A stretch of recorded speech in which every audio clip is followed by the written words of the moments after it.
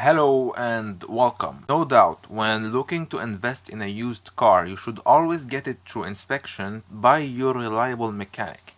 However, this step still costs money. If you bring him or her 100 cars, it's 100 times your money. So you need to be absolutely convinced the car is worth it. In here, you'll find everything you'll need to build up a strong case file around any car. In summary, when inspecting a car, probe the exterior condition, whether it's body, paint or tire wear.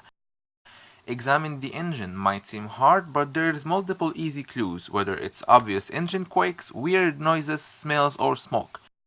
The interior condition is probably the easiest part there because it's bad if it's usually mostly worn and dirty. Some clues may also reveal crash and repair cases. We'll explore them clues a little bit later. To wrap up, take it for a test drive. It's the only mean of communication for the car to express herself. And finally, check the mileage. It's the moment you're most familiar with the car. In the event the deal is too good to be true, the car may happen to be stolen and cloned. There may be ways we can figure it out. We'll look into these ways a little bit later. So 6 steps easier than what they look like, and here's how we tackle them. First, exterior condition. It's always good habit to be aware of the most common issues found on the car you're looking at.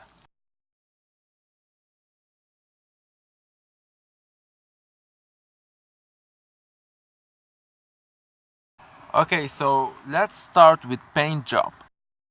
You're looking for inconsistency in the paint job. Panels that seems to be lighter or stronger in color than the rest of the car. Usually you need the sun to be shining bright in order to reflect and for you to kind of see how the light plays on the paint. If a door or any panel has been repainted, you'll be able to notice a contrast with the rest of the car. It's almost impossible to match paint perfectly, not while trying to make money at the same time, especially when you take into consideration how the sun fades out the paint over time.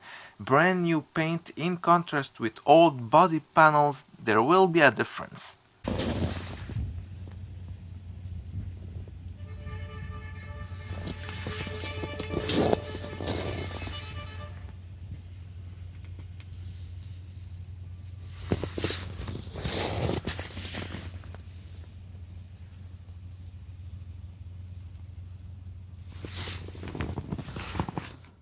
Next is body condition. As always, this should be the most obvious part. When you're walking around the car, look for any dings, broken parts, scratches, rust, inconsistent alignment in between the hood, panels, bumpers, and doors. Wheels and tires. First of all, make sure all 4 tires are the same size, make, and model. Then take a penny, insert it in between the tire tread. It will give you a rough estimation. Finally, check the rims for scratches, pothole damage, and faded paint. Behind each wheel, you'll find mechanical components. Most of the time, it's not so easy to take a look at. You'll need a very expensive $850 small accurate device. Your cell phone basically. Use it kind of like I'm doing now. This tip will give you easy access to components such as front axle, ball joint, lower table, control arms, bushings, and many more mechanical components which we are never used to inspecting. Even if you're not a mechanical expert, you can still look for anything unusual. If anything seems torn, broken, rusted, and if you're not sure, compare both sides. Check and see if the headlamps are becoming blurred and yellow because of the heat generated internally from the headlights and externally from the sun. Non-UV treated transparent plastic tend to slowly degrade. Keep in mind the headlights are always turned on as a safety feature while the car is running. This is why sometimes yellow blurred headlamps can give you a rough estimation on the actual mileage driven. Windows and sunroof. At this stage of the investigation, you simply want to verify that all the windows are closed tight and properly. The sunroof can unalign after a crash, so inspect it as well. Now moving on to the engine. Here are most common issues about engine and component related to the engine.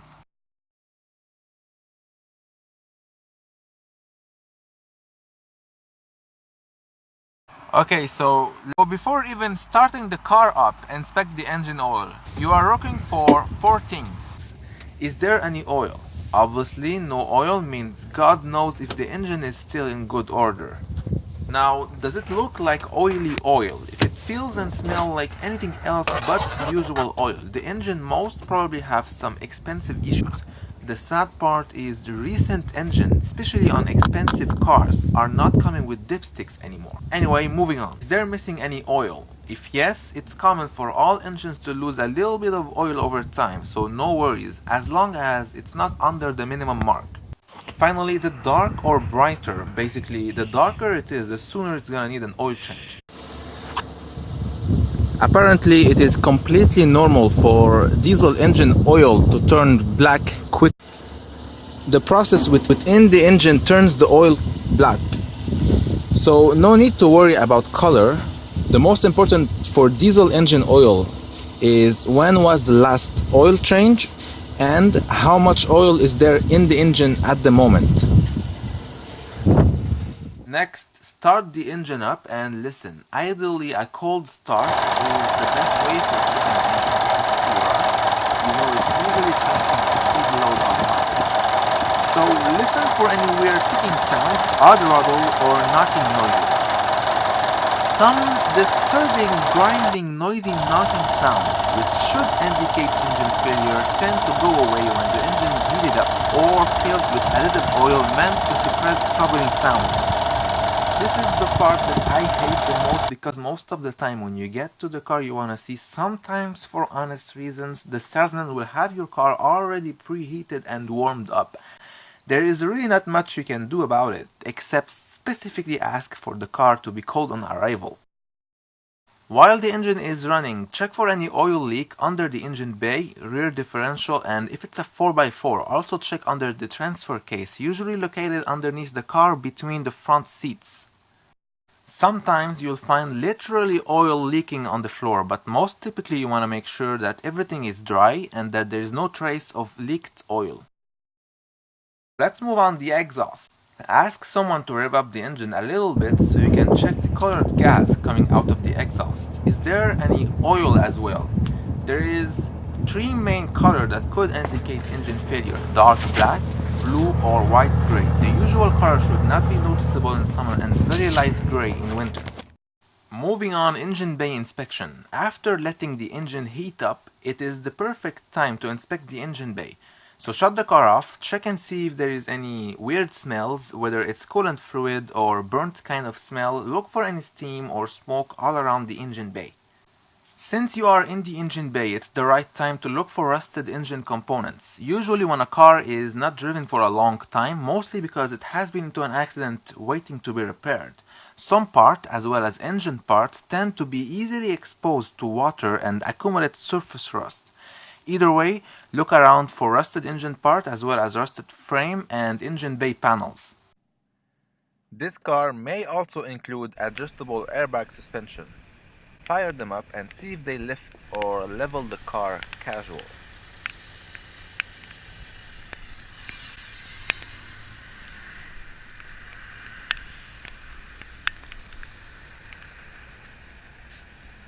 Here are some tips about maintaining this car long term.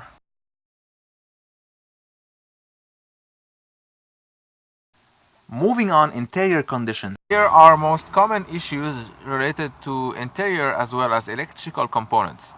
In that case, there aren't that many common issues reported. Okay, so look for any interior wear mark. Less mileage means more value. When people run out of honesty, they become horrible. They decrease mileage without ever restoring life to the car, which is a major problem and is, in my opinion, why a lot of cars that we expect to be reliable appear unreliable.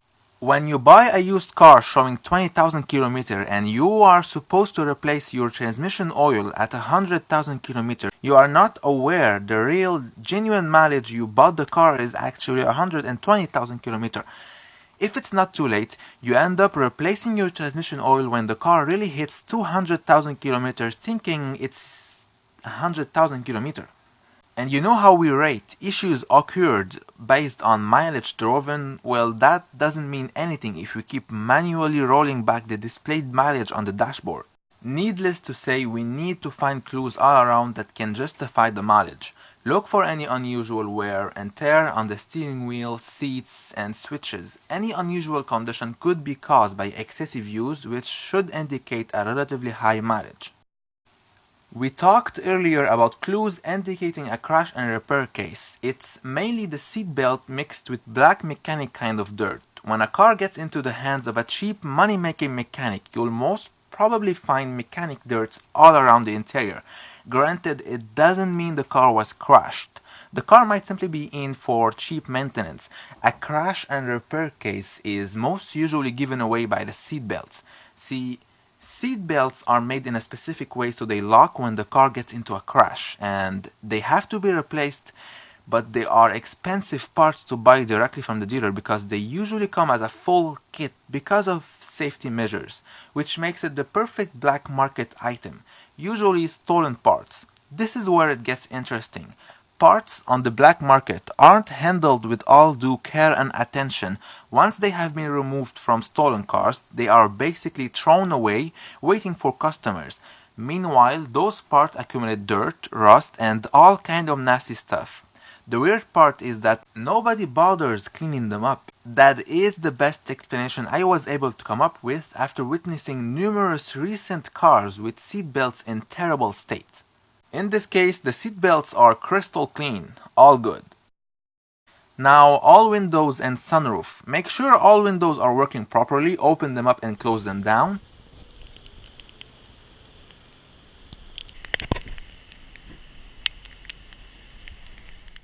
Don't forget to check if windshield wipers show any malfunction. You really don't want to find out the hard way in the middle of the highway when it's pouring rain.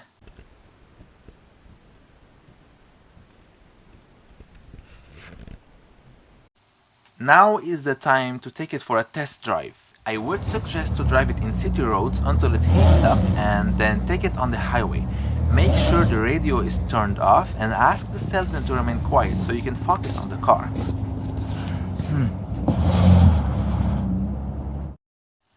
After going through that smart chart thoroughly, you really should begin to have an idea on the actual mileage of the car, so check it out at the very end of your investigation.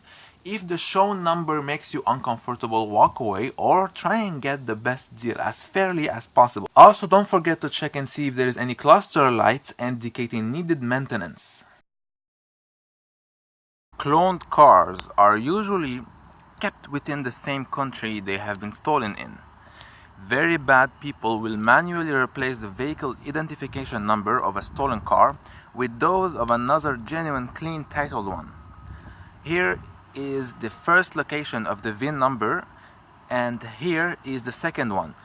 All cars of any make, year, and model should have these two identification numbers. The problem is bad people have managed ways to take off those VIN numbers and glue some other fake ones. They look real, but they're fake. Therefore, the stolen car is now holding the identity of another car which probably someone somewhere is owning. Basically, cloning car this way means there will be two or more cars on the road with the same vehicle identification number. Some recent cars, however, are now coming with at least 1/3 location of the VIN number. Each manufacturer will have it stamped proofed somewhere on the frame, or at least sticker printed somewhere else around the car, either in a booth or in the engine bay. Check them out before signing anything or paying any deposit, especially if you feel the deal is way too good to be true.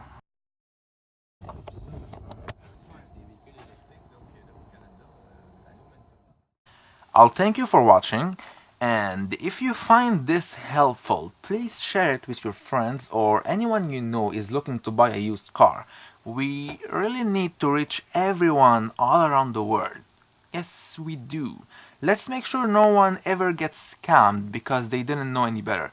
And I hope you enjoyed, whether you're looking to buy or to be entertained by nice car footage. I suggest you subscribe and scroll through the channel. There are many things which discusses many cars. Thank you, take care, and goodbye.